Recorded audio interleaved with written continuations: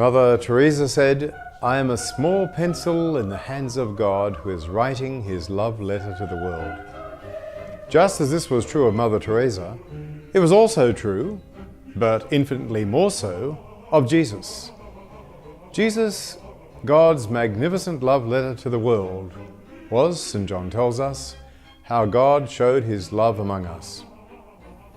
And what a love it was and remains. A radical and revolutionary love, which calls us to love our enemies, forgive unconditionally, feed the hungry, to be compassionate to the poor, and to offer hospitality to the stranger.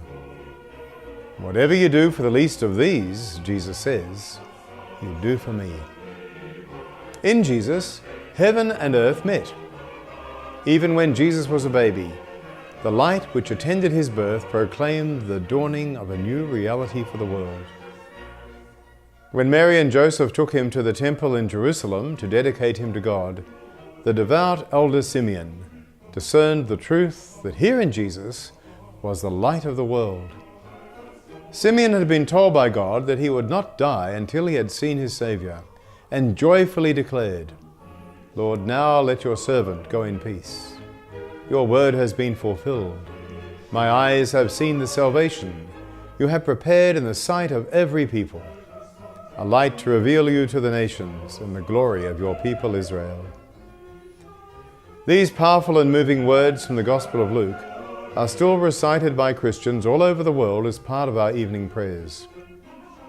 Jesus said that he came that we might have life and have it to the full. I invite you this Christmas to open your hearts and minds to hear his life-giving message afresh, and to rejoice with Simeon in the baby, whose light still shines in the darkness. The despair, violence, and suffering of the world will never overcome this light. As Martin Luther King once said, "Darkness cannot drive out darkness, only light can do that. Hate cannot drive out hate, only love can do that." I wish you a joyous and holy Christmas.